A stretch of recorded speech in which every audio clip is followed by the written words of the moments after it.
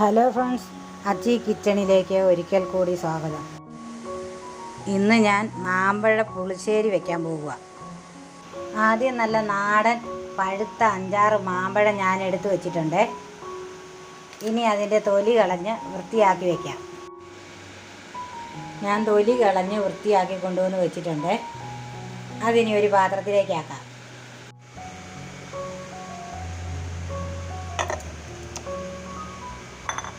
മാമ്പഴത്തിനകത്തേക്ക് 5-6 പച്ചമുളക് ഇടാം. 1/4 സ്പൂൺ മഞ്ഞൾ പൊടി ഇടാം. ഈ മാമ്പഴത്തിന് ആവശ്യമുള്ള കുറച്ച് ഉപ്പിടാം. ആവശ്യമുള്ളത് വേണേ. മാമ്പഴം വേകാൻ ആവശ്യത്തിനുള്ള വെള്ളം ഒഴിക്കണം. ഗ്യാസ് കത്തിച്ച് അടുപ്പിൽ വെച്ച് ഇളക്കി ഇത് വേകാൻ വേണ്ടി വയ്ക്കുക. ഇത് വെന്താകട്ടെ. അത് വേകുമ്പോഴത്തേക്കിന് നമുക്ക് മസാല തയ്യാറാക്കാം. അരമുറി തേങ്ങ, 2 വെളുത്തുള്ളി അല്ലി, 1/4 സ്പൂൺ ചെറുജീരകം, ഇതെല്ലാം കൂടെ ചേർത്ത് നല്ലതുപോലെ അരച്ചെടുക്കണം. കരിഞ്ഞ് പിടിക്കാതെ ഇടയ്ക്കൊന്ന് ഇളക്കി നോക്കണം കേട്ടോ. കരിഞ്ഞൊന്നും പിടിക്കരുത്.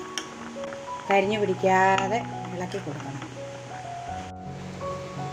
മാങ്ങാപ്പഴമൊക്കെ വെന്തു. ഇനി നമുക്ക് അരച്ചു വച്ചിരിക്കുന്നത് എടുത്ത് കലക്കാം.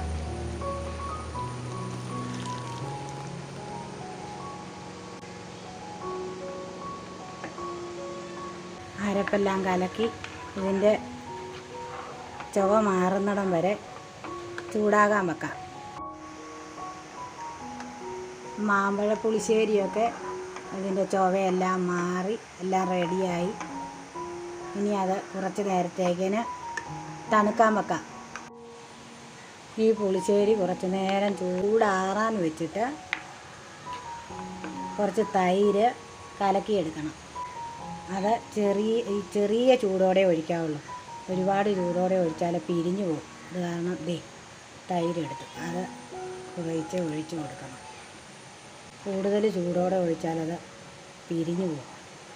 അതുകൊണ്ട് ചൂട് ചെറുതായിട്ട് ആറിയിട്ട് ഇത് ഒഴിച്ചു കൊടുക്കണം. എന്നിട്ട് ഉപ്പും എല്ലാം ആയോ എന്ന് നോക്കണം. ഉപ്പൊക്കെ കറക്റ്റ് ആയോ എന്ന് നോക്കണം. തൈര് മുഴുവൻ ചേർത്ത് കൊടുത്തിട്ട് കുറച്ച് തൈര് മതി. മാങ്ങായ്ക്ക് അധികം പുളിയും ടേസ്റ്റും ഒന്നുമില്ലല്ലോ. അതുകൊണ്ട് പുളിശ്ശേരി എന്നല്ല പേര്. അന്നേരം അതിനനുസരിച്ച് ചിലർക്കൊക്കെ കുറുകിയിരിക്കുന്ന ഇഷ്ടം, ചിലർക്കൊക്കെ വെള്ളം പോലെ. അങ്ങനെ ചെയ്ത് ഇനി അടച്ചു വയ്ക്കണം. എന്നിട്ട് ഇനി അടുത്തത് താളിക്കാം. നമുക്ക് ഒരു പാൻ ചൂടാകാൻ വെക്കണം. എന്നിട്ട് കുറച്ച് വെളിച്ചെണ്ണ ഒഴിച്ചിട്ട് കടുക് താളിക്കണം. എണ്ണ ചൂടായി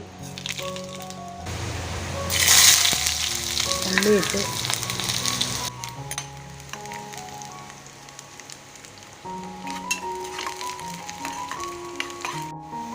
ഉള്ളി മൂത്ത് വരുമ്പം 2 പത്തരിമുളക്, കുറച്ച് കരിയാപ്പില ഇതും കൂടി ഇട്ട് ചൂടായി വരുമ്പോൾ താളിച്ചൊഴിച്ചിട്ട് അടച്ചു വയ്ക്കണം. കുറച്ച് നേരം കഴിഞ്ഞ് നോക്കാം. നമുക്ക് അടച്ചു വയ്ക്കാം. താളിച്ചൊഴിച്ചാൽ ഉടനെ ഇളക്കി വയ്ക്കരുത്. കുറച്ച് നേരം തണുക്കാൻ വെക്കണം. കുറച്ച് നേരം കഴിഞ്ഞ് അതിന് തുറന്ന് നോക്കിയിട്ട് ഇളക്കി ഉപ്പുണ്ടോ എന്നെല്ലാം നോക്കിയിട്ട് അടച്ചു വയ്ക്കണം. സ്വാദിഷ്ടമായ നമ്മുടെ മാമ്പഴ പുളിശ്ശേരി റെഡിയായി. എല്ലാവരും വായോ ഉണ്ണാൻ. സബ്സ്ക്രൈബ് ചെയ്യാത്തവരുണ്ടെങ്കിൽ ഒന്ന് സബ്സ്ക്രൈബ് ചെയ്ത് സപ്പോർട്ട് ചെയ്യുക. Thanks for watching.